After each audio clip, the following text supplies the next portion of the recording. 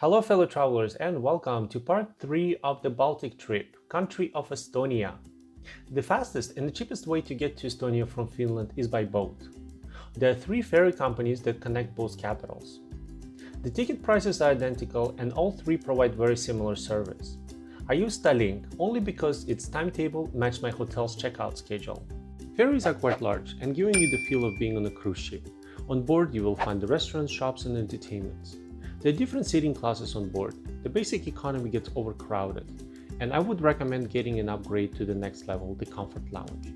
Comfort Lounge offers a nice, relaxing atmosphere, plenty of seating options, free snacks, and free non-alcoholic drinks.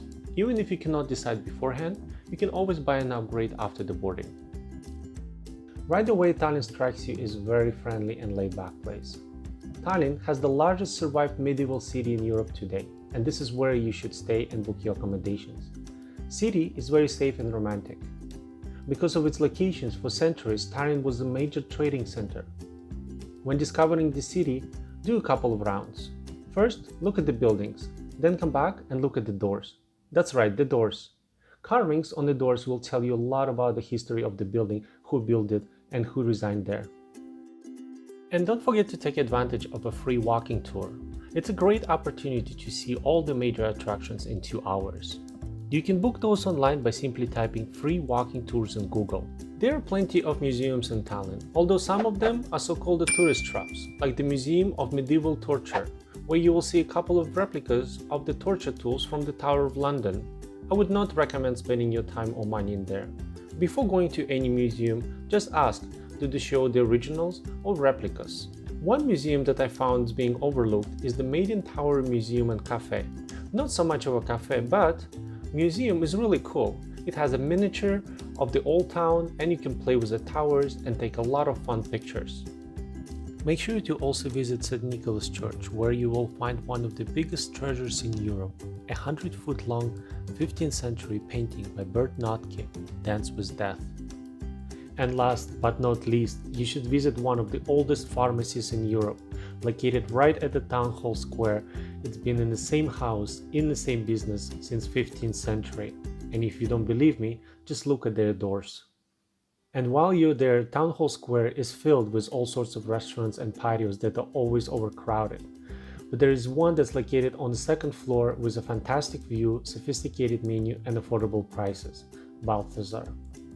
Best place for the summer lunch in the air-conditioned rooms overlooking the entire town hall square.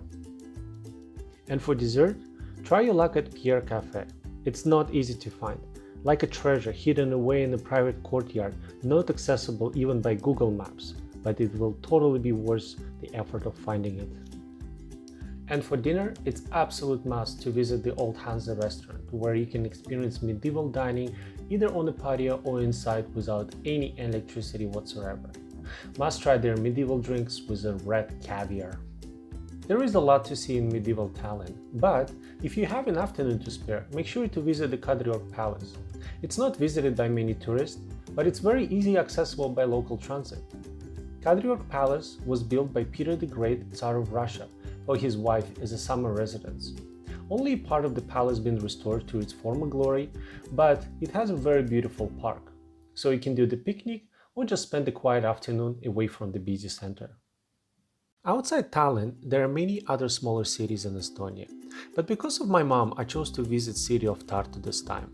She did her co-op in Tartu when she was a student, and I wanted to bring her some new pictures from there. City of Tartu is very small, but it has one of the oldest universities in Europe, and it's also famous for its fountain statue of kissing students at the main square. It also has a very unique toy museum with thousands of toys. You can learn the history of toys from all over the world.